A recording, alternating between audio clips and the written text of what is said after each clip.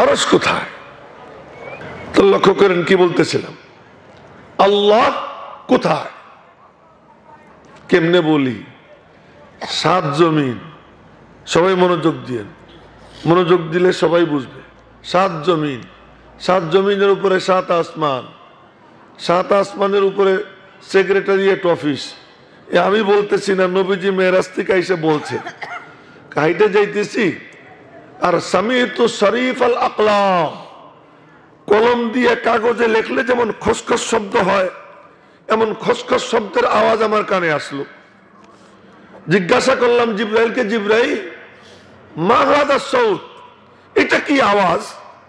জিব্রাইল বললেন, এখানে তুকতাবু ফীহি মাকাদিরুল খালায়েক, ফেরেশতারা এখানে মখলুকাতের তকদিরকে লিখতেছে। সুবহানাল্লাহ। একটু জোরে কোন, কি সমস্যা? জোরে কেন বলে এলাম তা পরে বলবো না, এখন থাক।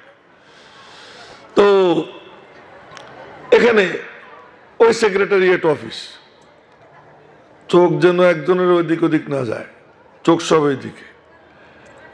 এরপর ওই সেক্রেটারিয়েট অফিসের উপরে গিয়া, সচিবালয়ের উপরে গিয়া, অনেক উপরে, কত উপরে কেমনে বুঝাবো? এই মাগরিবের পরে হাদিস পড়াইতেছিলাম মিশকাত শরীফ মাদ্রাসা, সেখানে বলে কি যে জান্নাতীদের যে বিছানা অপরসীম মারফুয়া, সে বিছানাটা কত উঁচু হবে? কয় যে আসমান ও জমিনের মাঝের যত দূরত্ব ঠিক অতটা পুরু জান্নাতীদের বিছানা হবে। এই একটু আগে, মাত্র ঘন্টা দুই আগে এই হাদিস পড়ে আসলাম। তো বলার মাকসাদ যে এই সেক্রেটারিয়েট অফিসের উপরে গিয়ে, অনেক উপরে গিয়ে সিদরাতুল মুনতাহা, সীমান্তের বড়ই গাছ। সীমান্তের বড়ই গাছ কত বড়? তার এক একটা ফল মটকার মতো, আর ওখানে সোনালী আকারের ফেরেশতারা ওই গাছের পাতায় পাতায় ঝুলতে থাকে। সুবহানাল্লাহ, ভালো করে কয় না? এই আজকের তাজা হাদিস পড়ে আসছি, এই মাগরিবের পরে এই হাদিস শুনাইতেছি। এবং ওই সীমান্তের বড়ই গাছ এত বড় যে আরবি ঘোড়ায় চড়ে 100 বছর যদি দৌড়ায় তবুও তার ছায়া ঘুরতে পারবে না। আচ্ছা, এই সীমান্তের বড়ই গাছের অনেক উপরে গিয়ে একটা স্পেস, ওই সীমান্তের বড়ই গাছকে কেন্দ্র করে 8টা জান্নাত। সুবহানাল্লাহ কয় না ভালো কইরা? যারা স্টেজে তারা কবে না, খালি প্যান্ডেলে তারা কবে? কোন কথা হইলো? সবাই মিলে বলতে হবে, সবাই জোরে জোরে সুবহানাল্লাহ। আচ্ছা, এখন ওই যে 8 জান্নাত, এর ঠিকানা আল্লাহ নিজে বলে দিছেন। পড়বেন কোরআন শরীফ খুইলা, সূরা নাজম 27 পারার 5ম পৃষ্ঠা থেকে শুরু। বিসমিল্লাহির রহমানির রহিম। ওয়ান নাজমি ইযা হাওয়া মা দাল্লা সাহিবুকুম ওয়া মা গাওয়া ওয়া মা ইয়ানতিকু আনিল হাওয়া ইন হুয়া ইল্লা ওয়াহয়ুন ইউহা। প্রত্যেক আয়াতের শেষে খাড়া জবর, একালিফ টান। কি মজা! একটা না এই সূরাটা প্রত্যেক আয়াতের শেষে খাড়া জবর আর টান কত? একালিফ করে টান। ওখানে এক আয়াত, ওয়ালাকাদ রাআহু নাজলাতান উখরা ইনদা সিদরাতিল মুনতাহা। নবীজি জিব্রাইলকে ওখানে আরেকবার দেখছেন সশরীরে, পুরো বডি নিয়ে জিব্রাইলকে তার আসল আকৃতিতে নবীজি 2 বার দেখছেন। একবার দেখছেন জমিনে, একবার দেখছেন আসমানে। জমিনে যেখানে দেখছেন ওটা হলো মক্কা শরীফে আজিয়াদ নামক জায়গায়। কোথায়? আজিয়াদ। আজিয়াদের ওখানে জিব্রাইল তার আসল রূপ ধারণ করে নবীজির সঙ্গে দেখা দিয়েছেন। আর দ্বিতীয়বার দেখা দিয়েছেন নাজলাতান উখরা, মানে দ্বিতীয়বার। এই দ্বিতীয়বার যে সাক্ষাৎ, ওই সাক্ষাৎ হলো সীমান্তের বড়ই গাছের গোড়ায়। ওয়ালাকাদ রাআহু নাজলাতান উখরা ইনদা সিদরাতিল মুনতাহা। ওই জায়গাটা কোন জায়গা? সীমান্তের বড়ই গাছ। ওই সীমান্তের বড়ই গাছ এখানে কি? ইনদাহা জান্নাতুল মাওয়া। ওই সীমান্তের বড়ই গাছের কাছে জান্নাতুল মাওয়া। সুবহানাল্লাহ, সবাই কয় নেই, মনে করে যে না কই আমি একটু গবেষক হয়ে গেলাম। 8টা জান্নাত, ওই 8 জান্নাতের উপর যে ছাদ, ওই ছাদকে বলে ইল্লিয়িন। মনে রাখবেন তো না, এমনি বাতাসে উড়িয়ে দিবেন? হ্যাঁ, উড়িয়ে দিবা, তাই কিছু মনে রাখবা যুবকরা। ওই জান্নাতের ছাদ হলো কি ইল্লিয়িন। সূরা মুতাফফিফিনের মধ্যে আয়াত আছে, কাল্লা ইন্না কিতাবাল আবরার লাফি ইল্লিয়িন, যে ওখানে ওই যে ছাদ, এখানে জান্নাতীদের রূহ, তাদের আমল নামা ওখানে গিয়ে জমা হয়, ওখানে গিয়ে জমা। কাল্লা ইন্না কিতাবাল আবরার লাফি ইল্লিয়িন ওয়া মা আদরাকা মা ইল্লিয়ুন কিতাবুম মারকুম ইয়াশহাদুহুল মুকাররাবুন। ওই জান্নাতের ছাদের অনেক উপরে গিয়ে একটা স্পেস, ওই স্পেসের নাম হলো হাইজ। নাম কি? সবাই বলেন কি নাম? হাইজ। হাইজের উপরে একটা স্পেস, কত উপরে আল্লাহ জানে, জানি না। অনেক উপরে গিয়ে আর এক স্পেস, ওই স্পেসের নাম হলো লা খালা ওয়ালা মালা। বলেন লা খালা ওয়ালা মালা, খালিও না ভরাও না। এই যে আমি বসা, যেটুকুতে বসা ওইটুকু ভরা, আমার মাথার উপর থেকে ওই পর্যন্ত খালি, আমার ডাইনে খালি, এই সোফার নিচে খালি, যেটুকুতে কোনো কিছু নাই ওইটাকে বলে খালা, আর যেখানে কোনো কিছু দিয়ে ভরা ওইটাকে বলে মালা। এমন এক স্পেস আছে, এটা খালিও না ভরাও না, কি বলে তাও কইতে পারি না। সুবহানাল্লাহ, ভালো করে কয় না এরা। এত বকিল তো খুব কম আছে না? আল্লাহর নামটা একটু মজা নিয়া সুবহানাল্লাহ একটু জোরে সোরে সবাই বলেন সুবহানাল্লাহ। আর চোখ কেউ ঘুরাবেন না, চোখ আমার দিকেই রাখেন। হ্যাঁ, অন্য কোনো আপনাদের দরকার আছে কাউরে দেখার? আপনাদের দরকার এখন শুধু আমারে দেখবেন, এই হুজুরদেরকে দেখবেন, এই কাম করেন, চোখ ঘুরেন না। লা খালা ওয়ালা মালা, খালিও না ভরাও না, তারও অনেক অনেক অনেক অনেক উপরে গিয়ে আরশে আজিম। ওই আরশে আজিমের উপরে আল্লাহ সমাসীন। জোরে কয় না আল্লাহু আকবার। দূর, কত দূর? জমিন থেকে প্রথম আসমান 500 বছরের রাস্তা। আর মোবাইলে কেউ কথা কবে না, সভাপতিও না, বক্তাও না, কোনো আলেম ওলামাও না, আর কোনো শ্রোতাও না, কেউ না। মোবাইল একদম বন্ধ, একদম সবাই সাইলেন্ট হয়ে শুনবেন। এবার ওই যে আল্লাহ রাব্বুল আলামিন এত উপরে, এই হলো এক চ্যাপ্টার। আর এক চ্যাপ্টার শোনেন, আল্লাহ বলে আমি কোথায় আছি জানিস? কানা জালিসু মান যাকারানি, যে আমার জিকির করে আমি তার পাশে বসে থাকি। এদিকে কি কয়, এদিকে কি কয়, এখানে কি বলে, এখানে কি বলে? অহুয়া মাকুম আইনা মা কুনতুম। সূরা হাদীদের আয়াত 27 পারায়, সূরা হাদীদে আয়াত, অহুয়া মাকুম আইনা মা কুনতুম, তুমি যেখানে থাকো আল্লাহ তোমার সঙ্গে থাকেন।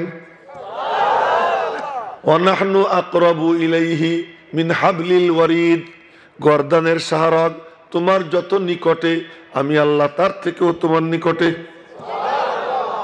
এই দাদু, তোরে দিব থাপ্পড় একটা, তুই বাদাম পকেটে রাখ, এদিকে চেয়ে থাক।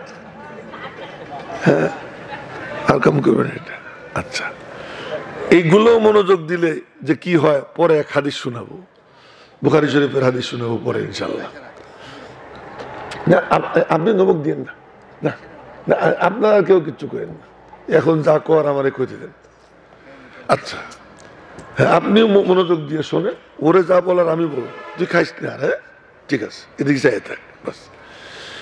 এখন কহুয়া মাকুম আইনা মা কুনতুম ওয়ানাহনু আকরাবু ইলাইহি মিন হাবলিল ওয়ারিদ, তোমার গর্দানের সাহারক থেকে আমি তোমার নিকটে।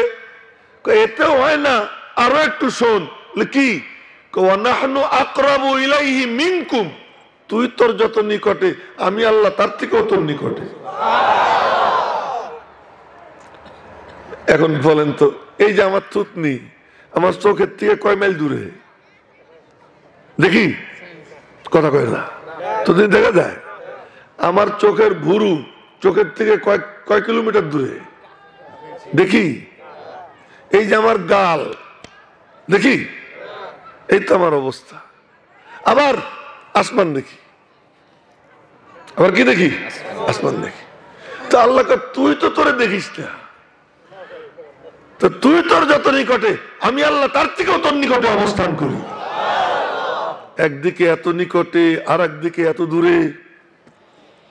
একদিকে এত দূরে, এই এদিক ওদিক তাকাইছো কেন?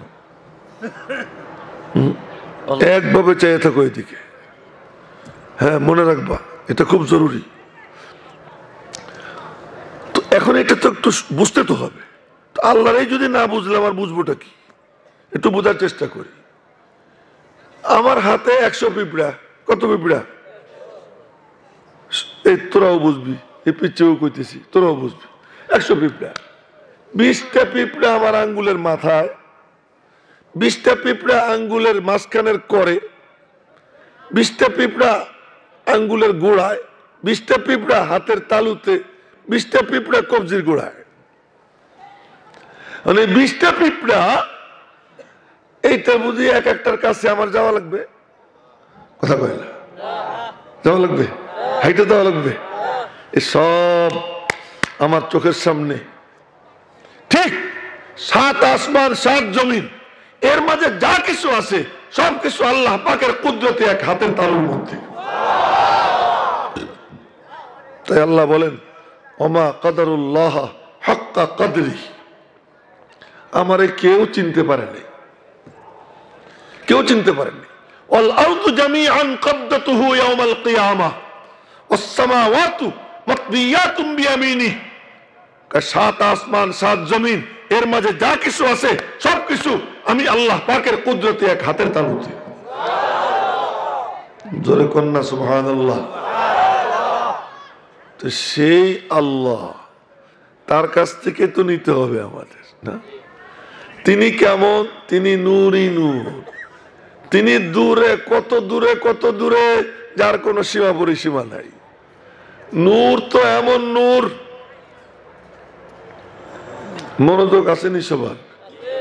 মনোযোগ না থাকলে কথা বন্ধ করে দেবো। ওই যে একজন মাথায় মাফলার পেছে নিচের দিকে মোরাকাবা করতেছে, এই মোরাকাবা করা যাবে না। মুখের থেকে কাপড় সরান, হ্যাঁ, কাপড় টাপড় সরাইয়া মুখ টুক এদিকে দেন, চোখ, হ্যাঁ, এদিকে দেন। হ্যাঁ, তো রাগ করতেছেন নি আবার আমার উপরে? আমার সিস্টেমই এইটা, কথা এরকমই বলি। গতকাল নানুপুরে ওয়াজ করলাম, সেখানে কত হাজার মানুষ, তার মধ্যে কত আলেম ওলামা। এদের সবাইরেও ঠিক এরকম বানাইছি, কাউরে নড়তে দেয়নি, এদিকে চাইয়ে রয়েছে, চাইয়ে থাকতে হয়, এটাই আদব। তো বলতেছিলাম, তার কাছ থেকে নিব, কেমনে নিব? এমন একটা গান গাই, ওই কুলে তুমি আর এই কুলে আমি, মাঝখানে নবী ওই বয়ে চলে যায়, উপরে আল্লাহ নিচে ইনসান, আর মাঝখানে আল্লাহ পাক রাখছেন তার নবী মুহাম্মদুর রাসূলুল্লাহ। বলেন না সবাই সাল্লাল্লাহু আলাইহি ওয়াসাল্লাম? সবাই বলেন না সাল্লাল্লাহু আলাইহি ওয়াসাল্লাম? নূর তো এমন নূরের নূর যে ওই এই পাটা কালু, আর নিচের দিকে তাকাবি না একবারও, তুই এদিকে তাকাই থাকবি, যদি না পারিস ওইটা কি ওই পিছনে বসবি।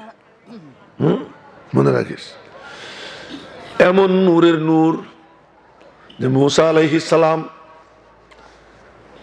যাইতেছিলেন বউরের সাথে নিয়া, একদম বাংলায় কইতেছি, বউরের সাথে নিয়া। তো বউয়ের প্রসব বেদনা শুরু হয়েছে।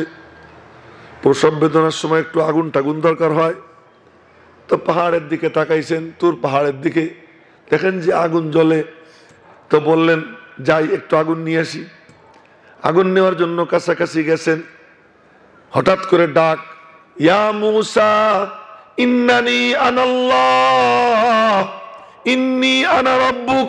এ মূসা, এ আগুন টাগুন না, এখানে আমি তোর রব হাজির। ফাখলানা আলাইক, জুতা খোলো, ইন্নাকা বিল ওয়াদিল মুকদ্দাসি তুয়া, তুমি পুত পবিত্র ভূমিতে। সুবহানাল্লাহ। মূসা আলাইহিস সালাম জুতা খুলছেন, এবার আওয়াজ শুনতেছেন, চতুর্দিক থেকে আওয়াজ আসে। আর আমাদের আওয়াজ, আমি কথা কইলে এই যেদিকে মাইক আছে ওইদিকে যাবে, হ্যাঁ, কিন্তু মূসা আলাইহিস সালাম শুনতেছিলেন এদিক থেকে আওয়াজ, এদিক থেকে আওয়াজ, ওদিক থেকে আওয়াজ, ওদিক থেকে আওয়াজ, উপর থেকে আওয়াজ, চতুর্দিক থেকে। কি এক সুমধুর কণ্ঠ, যেটা শুনে মূসা আলাইহিস সালাম তন্ময় হইয়া খালি শুনতেছেন শুনতেছেন।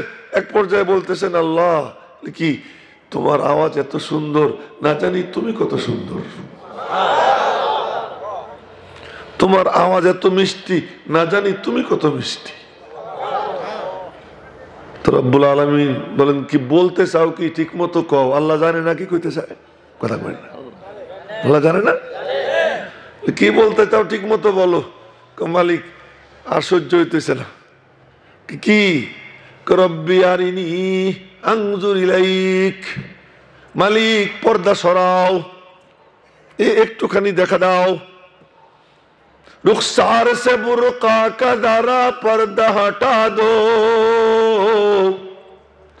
रुखसार से बुर्का का दारा पर्दा हटा दो, लिल्लाह मुझे हुस्न खुदा दाद देखा दो। मालिक पर्दा सराओ, একটু দেখা দাও, একটু দেখা দাও।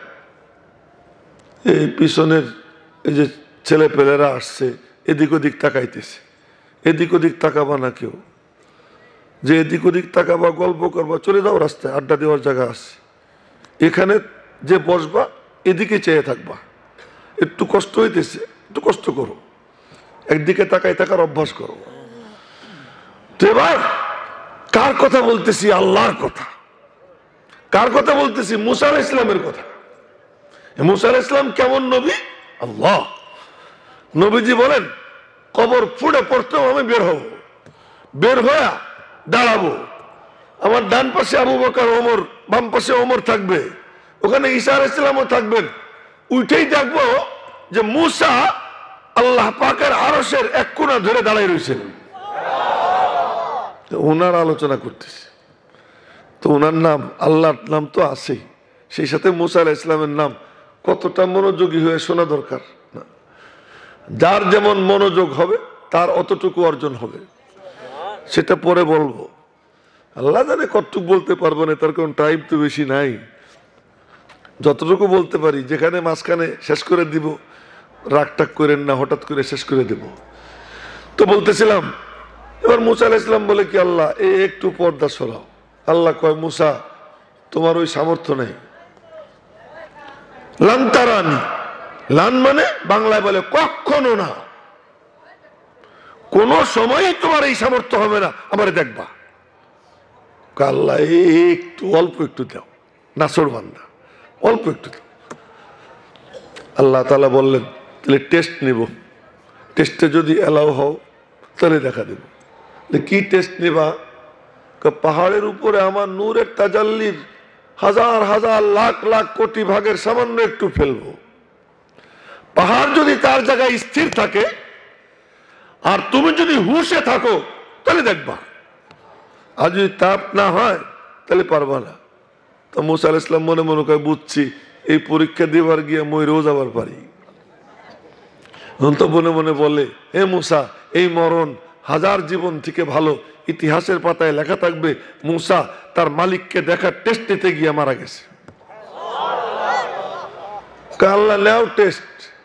আল্লাহ পাক তাজাল্লি ফেলছেন, কোরআনে কারীমের আয়াত, ফালাম্মা তাজাল্লা রাব্বুহু লিল জাবাল জাআলাহু দাক্কা ওয়া খাররা মূসা সাইকা। নূরের তাজাল্লি পড়ছে, পাহাড় জ্বলে পুড়ে সরখার কয়লার মতো হয়ে গেছে। আর মূসা আলাইহিস সালাম বেহুশ হয়ে পড়ছেন। একটানা 40 দিন হুশ আসে নাই। 40 দিন পর হুশ আসছে, হুশ আসার পরে বলতেছেন তুবতু ইলাইক, থুক্কু দিলাম, আর কোনোদিন তোমার দেখতে চাবো না। কেমন নূরের নূর! আল্লাহ, জোরে বলি না আল্লাহু আকবার। এমন নূর, সেই নূর নিব আমি আপনি, এ কেমন করে সম্ভব? এ কেমন করে সম্ভব? আবার ওই নূর না নিলে কোনো উপায় নাই। এই জন্য গান গাইলাম। কি গান গাইছি? এই কুলে আমি আর ওই কুলে তুমি, জমিনে আমি আরশে তুমি, তোমার সাথে সম্পর্ক কেমনে গড়ি? তুমি তো নূরই নূর, আমি তো অন্ধকারই অন্ধকার, তোমার সাথে সম্পর্ক কেমনে গড়ব? আরে তোমার কালামের নূর যদি পাহাড়ের উপর পড়ে, রব্বুল আলামিন বলেন লাউ আনজালনা হাযাল কুরআন আলা জাবাল, যদি আমি এই কোরআন নাজিল করি, সামান্য একটু কোরআন যদি আমি ফেলি পাহাড়ের উপর, তাহলে পাহাড়ের অবস্থা কি হবে?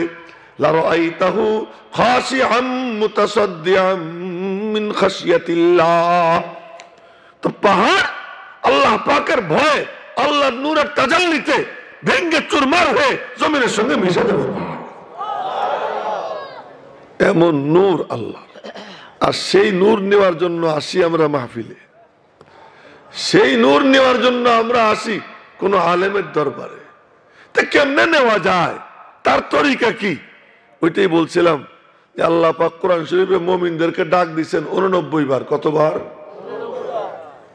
প্রথম ডাক দিচ্ছেন প্রথম পারার 15 পৃষ্ঠায়, ইয়া আইয়ুহাল্লাযীনা আমানু লা তাকুলু রাইনা, হে ইমানদার বান্দারা তোমরা রাইনা বইলো না।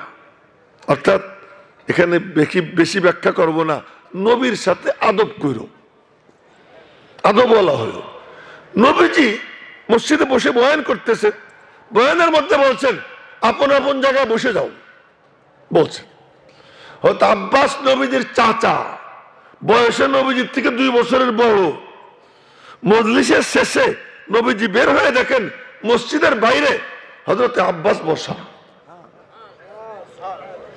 হয়তো আব্বাস বসা, নবীজি বলেন চাচা আপনি বাইরে বসা। কাজে ঢুকতেছিলাম মসজিদে, এর মধ্যে আপনার আওয়াজ কানে আসলো যে যার যার জায়গায় বসে পড়ো। তো আমি এরপরে আর এখান থেকে নড়িনি, যেখানে আওয়াজ কানে আসছে ঠিক ওখানেই বসে পড়ছি। এই আদব ছিল সাহাবায়ে কেরামের, এই আদব বলা ছিলেন। অর্জনটা কি হয়েছে আপনারা আশ্চর্য হবেন, নবীজির জামানায় 1 জিলদ কোরআন শরীফও ছিল না, 1 জিলদ কোরআন শরীফও ছিল না, কিন্তু প্রত্যেক সাহাবী হাফেজ ছিলেন। সুবহানাল্লাহ কয় না ভালো করে?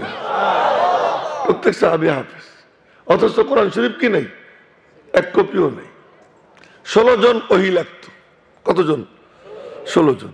এই 16 জন কারো কাছে পাথরে লেখা, কারো কাছে তক্তায় লেখা, কারো কাছে চামড়ায় লেখা, এক একজনের কাছে 30-40 আয়াত, কারো কাছে 50-60 আয়াত, কারো কাছে 1.5 পারা, কারো কাছে 2 পারা, এরকম করে ছড়াইয়া ছিটাইয়া এক একজনের কাছে লেখা। কিন্তু লেখা তো বিভিন্ন জনের কাছে, কিন্তু পুরা কোরআন যে কয়জন নবীজির শাগির্দ সবার সিনার মধ্যে পুরা কোরআন আল্লাহ তাআলা হেফাজত করে রেখে দিয়েছে। এ কেমনে হইতো?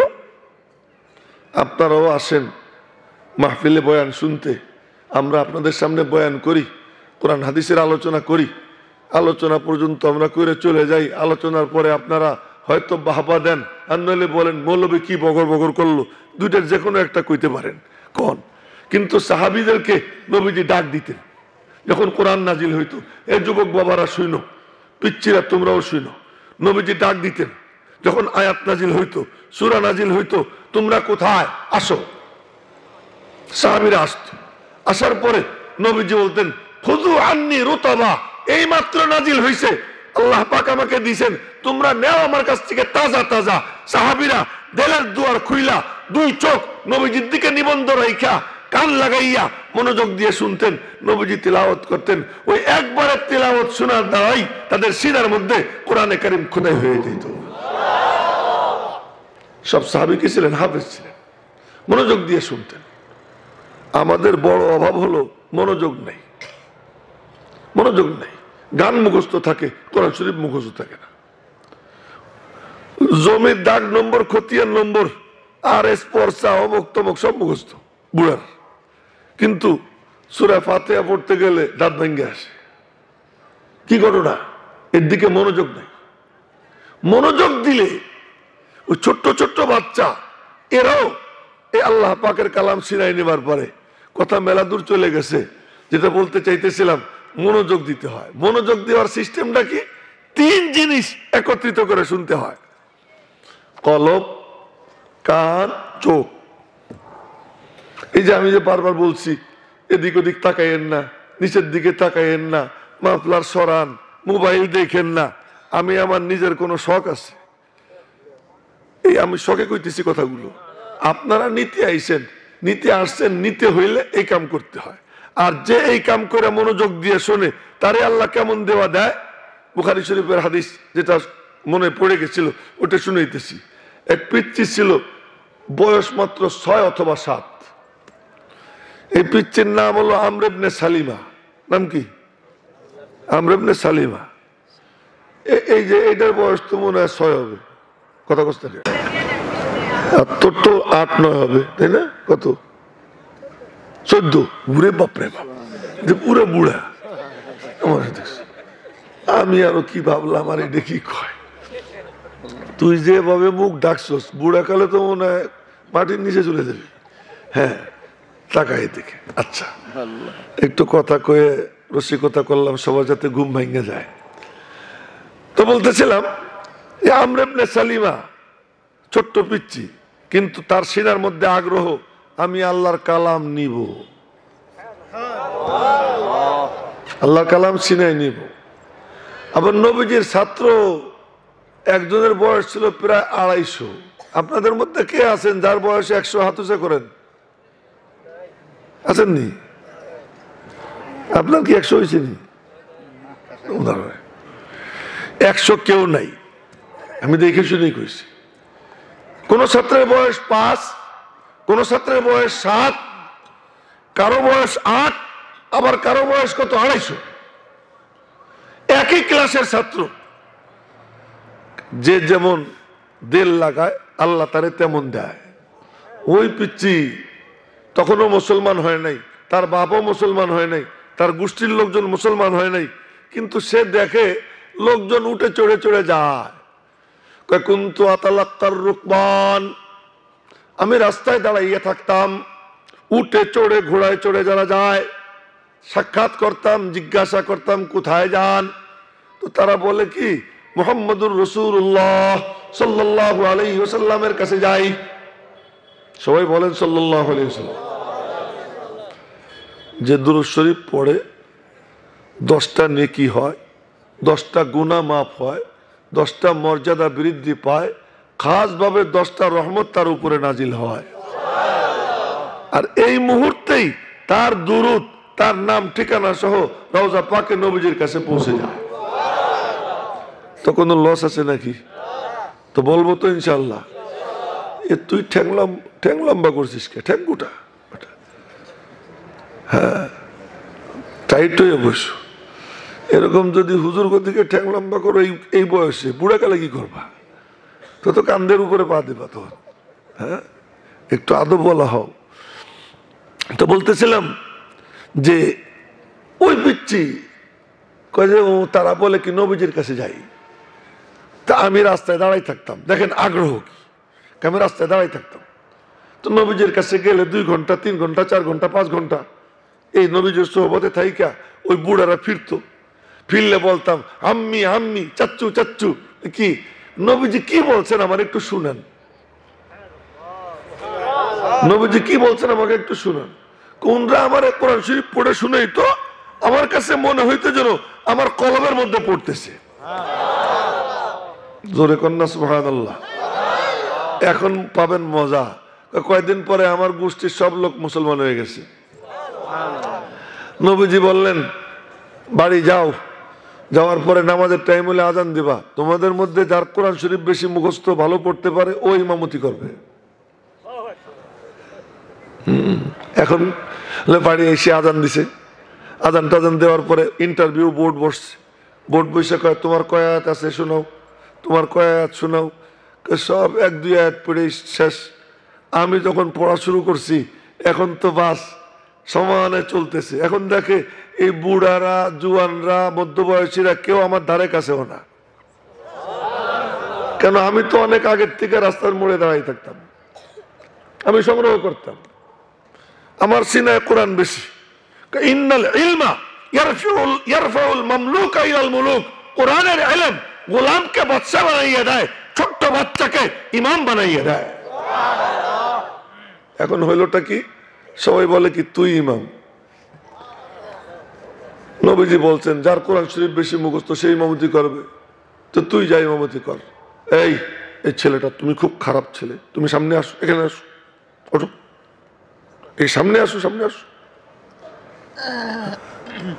আর একবারও এদিক ওদিক তাকাবা না। ওই বাচ্চার ইমাম বানাই দিছে। 7 বছরের বাচ্চা, এতটুক পিচ্ছি, কি কাপড় পরে জানেন? গামছা, গামছা পরা। অজু টজু করে ইমামতি শুরু করছে। পিছনে যারা নামাজে দাঁড়াইছে মুসল্লি, মুসল্লিগুলা কেমন? মুসল্লিগুলো হলো নামাজে যখন দাঁড়ায় সিজদার জায়গার দিকে তাকায়, তাদের কাছে মনে হয় যেন মালিকের নূরানি কদম সিজদার জায়গায় ঝলমল করতেছে। এই হলো সাহাবীরা, তাদের অবস্থায়। তারা তো পিছনে নামাজে দাঁড়াইছে, আর উনি কেরাত পড়েন, আস্তে নামাজ হইলে আস্তে, জোরে নামাজ হইলে জোরে।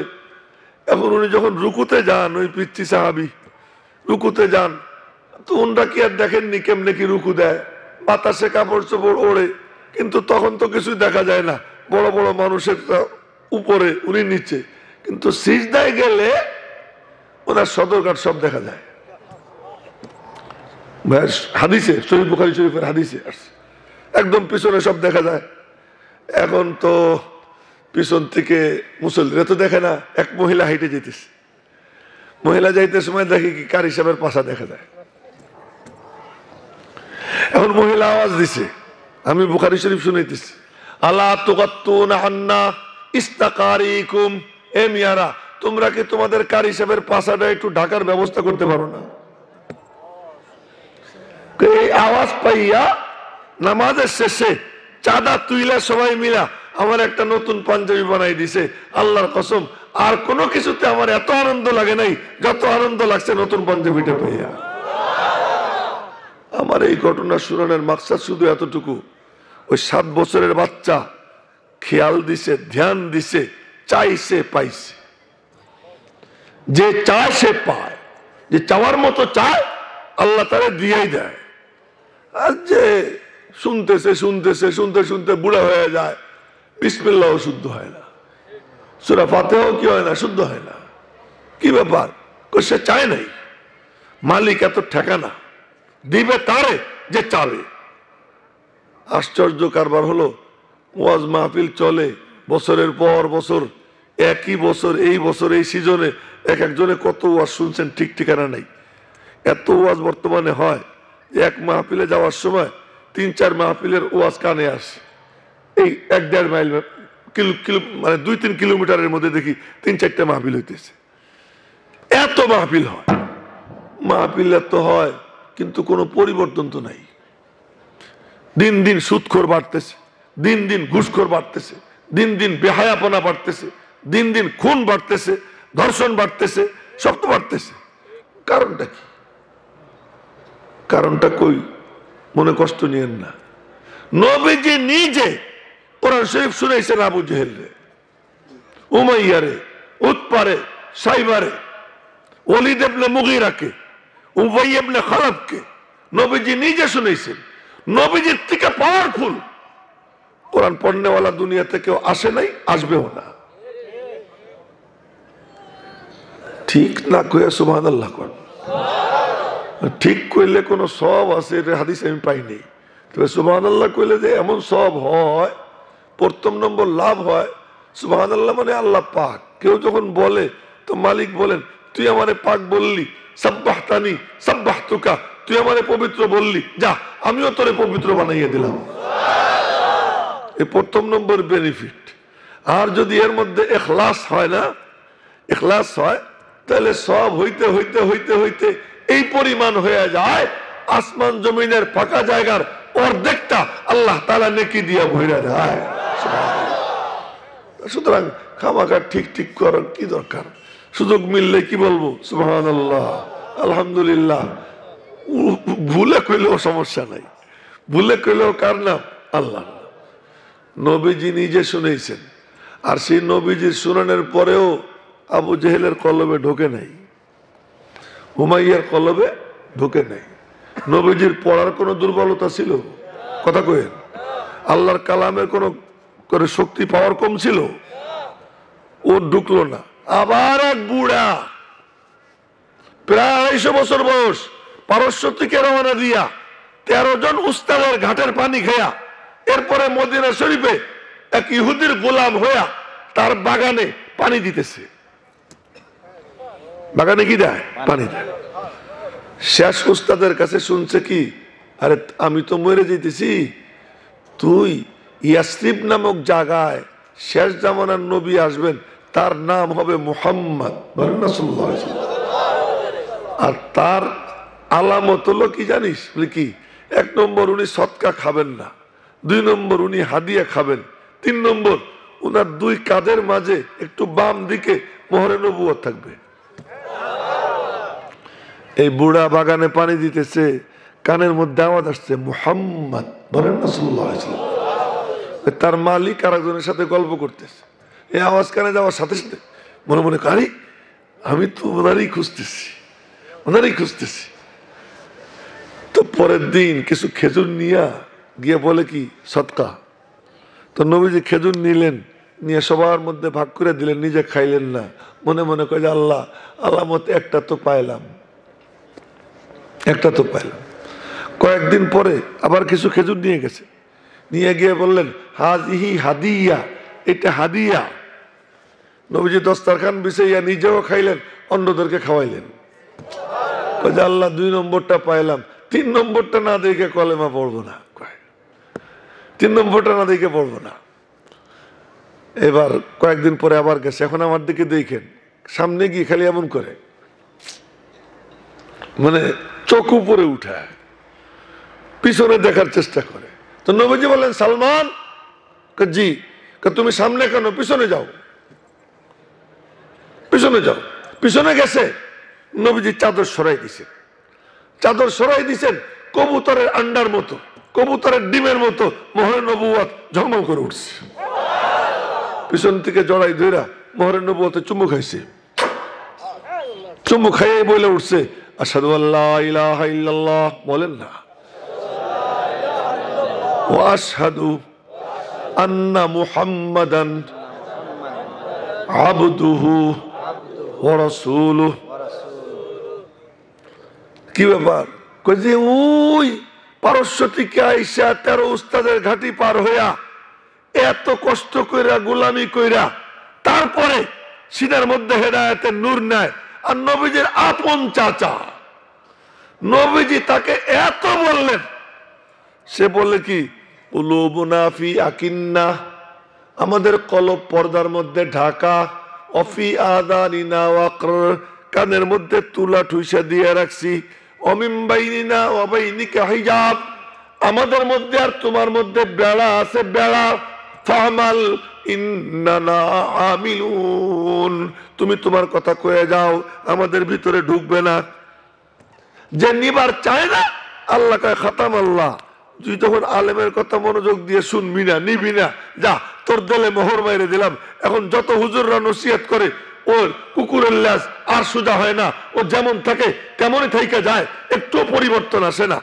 আল্লাহ পাক রব্বুল আলামিন বলেন, আর যে নিবার চায়, যে নিবার চায়, যে আমি চাই, আল্লাহ পাক বলতেছেন আমার কথা না, ওয়াল্লাযীনা ইহতাদাউ, যে হেদায়েতের পথে চলতে চায়, যাদাহুম হুদা, আমি আল্লাহ কুদরতি হাত দিয়ে ধইরা তাই না তাকে হেদায়েতের পথে চালাইয়া তার সিনার মধ্যে তাকওয়ার দৌলত দান কইরা আমি আল্লাহ তার সঙ্গী হইয়া তাকে জান্নাতে পৌঁছে দেই। এজন্য বললাম যে আপনারা যদি নিবার চান তো না পাবেন। ইয়াহিয়া মাহমুদ ওয়াজ করলো, ভালো মন্দ ওতে কিছু আসে যায় না, কে কেমন নিবেন যার যার সিদ্ধান্ত নেন। প্রথম ডাক দিচ্ছেন আল্লাহ আদবওয়ালা হও। বর্তমানে কি নবী আসেননি দুনিয়ায়? সাহাবীরা আসেননি? তাবিঈরা আসেননি? আবু হানিফা, ইমাম শাফি, মালিক কেউ আছে? আব্দুল কাদের জিলানী, খাজা আজমিরি, খাজা নিজামুদ্দিন আউলিয়া, হাফেজ জিহুদুর, পীর জিহুদুররা আছেন? উনারা যখন নাই তো যাবেন কোথায়? আপনার যুগের যারা আলেম ওলামা তাদের সামনে বসবেন ওই আদব নিয়া, ওই মনোভাব নিয়া। যে ওই মনোভাব নিয়ে বসবে, আল্লাহ পাক তার সিনার মধ্যে ওই জামানায় যেমন নূর দিতেন এই জামানায়ও তেমন নূর দান করে দিবেন, এই জামানায় দিবেন।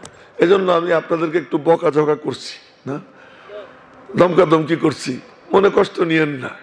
এখন শোনেন, খুব সংক্ষেপে বলতেছি কি জিনিস। আমি কয়টা আয়াত তেলাওয়াত করছি। তানজিলুম মির রাব্বিল আলামিন নাযালা বিহির রূহুল আমিন আলা কলবিকা লিতাকুনা মিনাল মুনজিরিন। আয়াতের জন্য পড়ছি, 5 জনের মাথায় পাগড়ি বানলাম। বাবা রে বাবা, ঠিক আছে পড়ুক, সমস্যা নেই, এটা ঠেকানোরও কোনো রাস্তা নেই। তো 5টা ছেলের মাথায় পাগড়ি বানলাম, ওদের সিনার মধ্যে কি? কোরআন, নূরই নূর। এই নূর ওরা সিনায় নিল কেমনি? এ কি করে সম্ভব? যেখানে পাহাড় পারে না, আসমান পারে না, জমিন পারে না, আর সেখানে এই ছোট্ট বাচ্চা, এই ছোট ছোট ছেলে পেলে 30 পারা কোরআন শরীফ সিনাই নিয়ে পাহাড় যেখানে গইলে যায়, জ্বলে যায়, আর সেখানে এইটা সিনাই নিয়ে ফুটবল খেলায়। সেইটা সিনাই নিয়ে কি করে? ফুটবল খেলায়। এইটা সিনাই নিয়ে ব্যাডমিন্টন খেলায়। এখন তো শীতকাল, এখন তো মাশাআল্লাহ বাতি জ্বালাইয়া ব্যাডমিন্টন চলতে থাকবে। এই সিজন চলে আসছে। ব্যাডমিন্টন আমিও এক জামানায় খেলছি।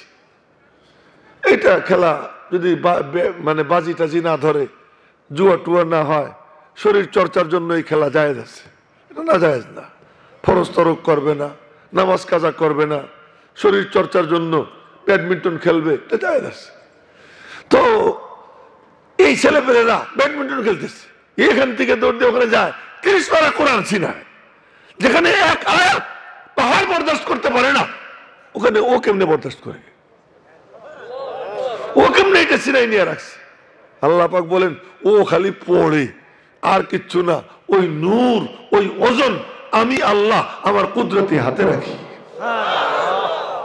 আচ্ছা, এখন আর একটা জিনিস শুনেন। এই যে বিদ্যুৎ না, এই বিদ্যুৎ যদি ডাইরেক্ট কেউ ধরে, জ্বলে পুড়ে সরকার হয়ে যাবে। কিন্তু এই বিদ্যুৎটাই যদি কায়দা কইরা ফ্রিজের মধ্যে সেট করে, ওখানে যদি গরম জিনিস রাখে, ওই গরম জিনিস ঠান্ডা হয়ে যায়। ঠিক তেমনি ভাবে কোরআন নূর, এই নূর এত জ্বালাইয়া পোড়াইয়া সব সরকার করে দিত। আল্লাহ পাক নবীজির কলবকে কোরআনে কারীমের নূরের জন্য ফ্রিজ বানাই দিয়েছেন। ওদিকে তো এত কঠিন, এত গরম, আর নবীজির সিনায় দেওয়ার পরে আল্লাহ বলেন ওয়ালাকাদ ইয়াসসারনাল কুরআনা লিযিকর। কোরআনকে আমি আল্লাহ সহজ করে দিছি, যে পড়তে চায় তার জন্য। সুবহানাল্লাহ, যে পড়তে চায় তার জন্য সহজ করে দিছি। পড়বি নি, আল্লাহ পড়বি নি। বুড়া পড়তে চাইলেও তারে পড়বার দিব, পিচ্ছি চাইলেও পড়বার দিব, যুবক চাইলেও পড়তে দিব, নারী চাইলেও পড়তে দিব। যে পড়তে চায় আমি আল্লাহ তারে পড়তে দিব। মজার ব্যাপার, আজীব ব্যাপার, বুড়া কালে উস্তাদ সাগরাত জেলখানায় বন্দী ছিলেন। এই যে মাদ্রাসা, এই মাদ্রাসার মা হলো দেওবন্দ। ওই দেওবন্দের প্রথম ছাত্র শাইখুল মাহমুদ হাসান দেওবন্দি। উনারে খ্রিস্টানরা বন্দী করছিল মাল্টায়। ওনার সাথে ছিলেন ওনার সাগরেদ শাইখুল ইসলাম হুসাইন আহমদ মাদানী। উনিও তখন অনেক বয়স হয়ে গেছে, শাইখুল হাদিস। সেই সময় দুইজন একসঙ্গে ফিরতেছেন রমজান মাস। এখন শাইখুল মাহমুদ হাসান দেওবন্দি বলতেছেন হুসাইন আহমদ, জি হজরত, জীবনে তো কোনোদিন তারাবির নামাজ খতমে তারাবি ছোটে নাই। তুইও হাফেজ না, আমিও হাফেজ না, খতমে তারাবি তো এবার আর হবে না। তার কারণ পুরা মাস এই জাহাজে থাকতে হবে, তো খতমে তারাবি তো হবে না। হুসাইন আহমদ মাদানী কয়ে যে হুজুর খতমে তারাবি হবে। কেমনে হবে? আমি ডেলি সোয়া পারা মুখস্থ করবো। সুবহানাল্লাহ কয় না ভালো করে? আমি ডেলি সোয়া পারা মুখস্থ করবো। ওই জাহাজে বৈশা বৈশা পার ডে রমজান মাসে রোজা রেখা সোয়া পড়া মুখস্থ করতেন আর তারাবিতে শুরু হইতেন। 1 মাসে হাফেজ হয়েছেন। আল্লাহ কয় দিছি সহজ করে, কে নিতে চাইলেই দিব, নিতে চাইলেই দিব। এর থেকেও মজার কাহিনী শুনে যুবকরা শুনো। এক যুবক বিয়ে করছে, ওলামায়ে হিন্দ কা শানদার মাঝি এক কিতাব আছে, ওই কিতাবের মধ্যে এই ঘটনা। এক যুবক বিয়ে করছে, বউ হলো 30 পারার হাফেজ আর ও হলো মৌলানা। তা জিজ্ঞেস করছে, বউ তোমার শিক্ষাগত যোগ্যতা কি? বাসর ঘরে, বাসর ঘর তো তোমরা বোঝো নাকি বোঝো না, মানে প্রথম রাতে জিজ্ঞেস করছে যে তোমার শিক্ষাগত যোগ্যতা কি? আমি মৌলানা। মৌলানা তো একটা সাংঘাতিক জিনিস, মৌলানা কোরআন হাদিস বুখারী শরীফ মুসলিম শরীফ সব পড়া হয়ে গেছে। মৌলানা বুঝলাম মৌলানা, হাফেজ হইছ নি? না। তাহলে আমার সাথে মেলামেশা করতে পারবে না, আমার সিনার মধ্যে 30 পারা কোরআন। বউ কইতেছে আমার সাথে মেলামেশা করতে হলে হাফেজ হওয়া লাগবে। কয় এখন বয়স হয়ে গেছে, এখন কি আর সম্ভব? এখন মৌলানা হয়ে গেছে, বয়স হয়তো 22-23 এরকম হয়ে গেছে বা 25 হয়ে গেছে। এখন তো অনেক দেরিতে বিয়ে করে, আগে 18, 19, 20, 21 এর মধ্যে কি হয়ে যেত, বিয়ে হয়ে যেত। হযরত আলী বিয়ে করছেন 21 বছর বয়সে হযরত ফাতেমাকে। খায়ের, তো বলতেছিলাম এবার নবীজির আব্বা বিয়ে করছেন 18 বছর বয়সে। কয় বছর বয়সে? 18 বছর বয়সে। খাজা আব্দুল্লাহ 18 বছর বয়সে বিয়ে করছে। তো যুবক বলতেছে এখন বয়স হয়ে গেছে, এখন কি আর হয়? ও সব বুঝি না। ও মনে করছে 2-3 দিন একটু আদর টাদর করলে রাস্তা দিয়ে দিবে। বউ লাল কার্ড দেখাই দিছে, হাফেজ হওয়া ছাড়া আমার সাথে মিলামেশা করা যাবে না। কি করবে? ওই যুগে এক হাফেজ ছিলেন, তার নাম হাফেজ আবুল হাসান রহমতুল্লাহ আলাইহি। উনি খুব বুজুর্গ ছিলেন। তো ওনার কাছে গেছে, গিয়ে হুজুর বড় বিপদে পড়ে গেছি। কি? আমি তো বিয়ে করছি, বউ হাফেজ, আমি তো হাফেজ না। ও বলে হাফেজ হওয়া ছাড়া মিলামেশা করতে দিবে না। আমার এখানে 6 মাস থাক, হাফেজ হয়ে যাবি। হুজুর 6 মাস? আমার তো 6 ঘন্টাও সহ্য হয় না। তখন হাফেজ সাহেব জজবায় এসে গেছেন, বলছেন ঠিক আছে তুই আগামী দিন ফজরের নামাজ প্রথম কাতারে আমার একটু ডাইনে দাঁড়াইয়া পড়বি। তোর আর সারা রাত কিসের ঘুম? আল্লাহর কাছে কান্দাকাটি করছি, তাহাজ্জুদ পড়ছি, ফজরের টাইম হয়েছে, প্রথম কাতারে গিয়ে ইমামের একটু ডাইন পাশে দাঁড়াইছে। উনি নামাজের ইমামত করছেন। হাফেজ সাহেব সালাম ফিরানোর পরে দেখে ডাইন পাশে যত মুসল্লি ছিল সব মুসল্লিরা 30 পারা কোরআনের হাফেজ হয়ে গেছে। বাম পাশে যে কয়জন ছিল ওরা সহি শুদ্ধ করে নাজেরা পড়নেওয়ালা হয়ে গেছে। আল্লাহ তার কালামকে এত সহজ করে দিছে। যে জিনিস যত বেশি দরকার ওই জিনিস তত কম দামি আল্লাহ বানাই দিছে। অক্সিজেন ছাড়া মানুষ চলতেই পারে না, এজন্য অক্সিজেন কিনতে একটু পয়সা লাগে না, টানাও লাগে না। অনিচ্ছা সত্ত্বে অনবরত অক্সিজেন আপ ডাউন করতেছে। পানি সারা জীবন চলে না, কিন্তু সব সময় লাগে না, এই জন্য পানির জন্য কিছু ব্যয় হয়।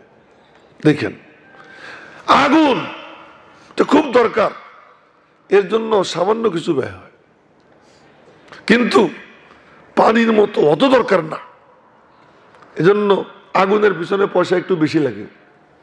পানির যা বিল, বিদ্যুতের বিল তার থেকে অনেক বেশি না? কথা কয় না? অনেক বেশি না? আচ্ছা, যে জিনিস যত বেশি দরকার ওটা তত কম দামি আল্লাহ বানাই দিছে। বেরে মোহতারাম ভাইও, সবচেয়ে দামি সবচেয়ে দরকারি আল্লাহ পাকের সাথে সম্পর্ক, আর ওই সম্পর্কের জন্য দরকার আল্লাহর কালাম। যাও তুমি আলেমের কাছে, এমনি আল্লাহর পক্ষ থেকে রসুলের পক্ষ থেকে তোমার কাছে কোরআনে কারিমের নূর তার সিরাত থেকে তুমি নিয়ে আসবা, কোনো পয়সা লাগবে না, খালি গিয়ে দরবারে বসে থাকো। तमन्ना दर्द दिल की है तो कर खिदमत फकीरों की, तमन्ना दर्द दिल की है तो कर खिदमत फकीरों की, ये दौलत नहीं मिलती शाहू के खजीनों में। যদি মালিকের সঙ্গে সম্পর্ক করতে হয় কোরআন ছাড়া কোনো উপায় নাই। কোরআন পথে ঘাটে পাওয়া যায় না। কোরআন মালিকের কুদরতি সিনা থেকে আল্লাহ তাআলা জিবরাইলের মাধ্যমে নবীজির সিনায় দিয়েছেন। সুবহানাল্লাহ করেন না আপনারা? মনে রাখবেন, কোরআন শরীফ আল্লাহ পড়তেন, জমিনে বসে নবীজি শুনতেন। জিবরাইল পাশে দাঁড়াই থাকতো, হরন দিয়ে যেমন ইয়াহিয়া মাহমুদের আওয়াজ বের হইতেছে, ঠিক জিবরাইলের জুবান দিয়ে আল্লাহ পাকের আওয়াজ বের হতো, আর নবীজি শুনতেন, আর ওইটা নবীজির কলবে খোদাই হইতো। এজন্য আল্লাহ বলেন, তানজিলুম মির রাব্বিল আলামিন নাযালা বিহির রূহুল আমিন আলা কলবিকা। আলা কলবিকা মানে তোমার কলবে। আমি আল্লাহ আমার কুদরতি কলব থেকে আমার জুবান দিয়ে তিলাওয়াত করে জিবরাইলের মাধ্যমে তোমার কলবে আমি আল্লাহ কোরআন নাজিল করে দিছি। নবীজির কলব থেকে সাহাবীদের কলবে, সাহাবীদের কলব থেকে তাবেঈদের কলবে। এজন্য খ্রিস্টানরা কোরআন শরীফ পড়াইয়া কাগজের পাতা পড়াইতে পারবে, কলবের কোরআন শরীফ তো পড়াইতে পারবে না। এর হেফাজতের জিম্মাদার কে? আল্লাহ তাআলা সহজ করে দিছে। এখন কয় যে হুজুর, এই যে আমার কাছে টাকা চায়, কি চায়? চাউল চায়, টাকা চায়। ওনাদের জন্য চায় না, তোমার জন্য চায়। তোমার আমার ক্ষেতের ফসল হইতো না যদি আল্লাহর নাম বাকি না থাকে। তোমার আমার রিজিক জুটবে না যদি আল্লাহর জিকির চালু না থাকে। আসমান ও জমিনের রূহ আল্লাহ। এক সাহাবী মসজিদে বসে বসে জিকির করে, আর তার ভাই সে খালি ক্ষেত খামার বাগ বাগান নিয়ে ব্যস্ত থাকে। মাঝে মাঝে বলে, তুই তো কোনো কামই করিস না। ও ভাই কোনো কথা শোনে না, গিয়ে নবীজির দরবারে পড়ে থাকে। একদিন গিয়ে নবীজির কাছে নালিশ করতেছে, ইয়া রাসূলুল্লাহ, এটা কোনো কামই করে না, খালি এসে এখানে বসে থাকে। নবীজি বললেন, তোর ক্ষেতের ফসল, তোর বাগানের ফল যা কিছু আল্লাহ দেয় সব ওর ওসিলায় দেয়। লাআল্লাকুম তুরযাকুনা বিযুআফাইকুম। আল্লাহর কসম, যারা আপনারা ব্যবসা করেন, যারা আপনারা ক্ষেত খামার করেন, যে যে কাজই করেন, যা কিছু রিজিক মিলে এই টেলিভিশনের গানের কারণে না, আর ওই নায়ক নায়িকাদের সিনেমার কারণে না, আর ওই সমস্ত সুদখোরদের সুদের কারণে না, ঘুষখোরদের ঘুষের কারণে না, জালেমদের জুলুমের কারণে না, বেহায়াপনাদের বেহায়াপনার কারণে না। আল্লাহর কসম, যা রিজিক আল্লাহ দেন তাদের কারণে দেন যারা আল্লাহর জিকির করে। আর সবচেয়ে সেরা জিকির আল্লাহ পাকের কালামের তিলাওয়াত। আফজালুজ যিকরি তিলাওয়াতুল কুরআন। সেরা জিকির কোরআনে কারীমের তিলাওয়াত। এই কোরআনে কারীমের তিলাওয়াতের মারকাজ, কেন্দ্র মাদ্রাসা। মাদ্রাসা থাকলে এই তিলাওয়াত চলবে। মাদ্রাসা থাকলে আলেম পয়দা হবে। মাদ্রাসা থাকলে হাফেজ পয়দা হবে। মাদ্রাসা থাকলে মুফতি মুহাদ্দিস পয়দা হবে। মেরে মোহতারাম ভাইও, আর মালিকের সিনার থেকে নবীজির সিনায়, এটা সিনার থেকে সিনায় যায় সোহবতের মাধ্যমে। এইভাবে যে সিনার মুখ খুলে দেয়, ইখলাসের সাথে বসে যায়, এই গল্প স্বল্পের মধ্যেই আল্লাহ এক একজনের সিনায় এই কোরআনে কারীমের নূর পৌঁছে দেয়। কোরআনে কারীম আল্লাহর রশি, এর এক কোনা জমিনে, এক কোনা আসমানে, এক কোনা আরশে। জমিনের কোনা গিট্টু লাগানো, আল্লাহ নিজে বলে দিছে, ফামান ইয়াকফুর বিত-তাগুত ওয়া ইউমিন বিল্লাহ ফাকাদ ইসতামসাকা বিল উরওয়াতিল ওয়াসকা লা ইনফিসামা লাহা ওয়াল্লাহু সামিউন আলিম। শেষ কথা বলতেছি, গর্তের মধ্যে যদি কেউ পড়ে যায় আর পড়ে গিয়ে চিৎকার দেয়, বাঁচাও বাঁচাও বাঁচাও, এরকম প্রবীণ মুরব্বীরা কি করবে? মোটা দড়ি আনো, মোটা দড়ি এরা নিচে গিরে দেয়, গিরে দিয়ে ওইটা ছেড়ে দেয়, ছেড়ে দিয়ে বলে রশি ধর। ধরে আর টাইনা টাইনা তারা উপরে উঠায়। কপাল ভালো থাকলে ধরে, আর যদি কপাল ভালো না থাকে ও ঘোড়ার ডিম ডুইবা মরে। দুনিয়ার গর্তের মধ্যে আমরা পড়া রব্বুল আলামিন কোরআনে কারীমের রজ্জু দুনিয়াতে ছাড়ছেন। ধর, যে এটা ধরবে আল্লাহ তাকে টাইনা আরশে আজিম পর্যন্ত নিয়ে যাবে। এটার আলাদা কোনো বডি নাই। এটা নিতে হইলে সাহাবীরা যেমন নবীজির থেকে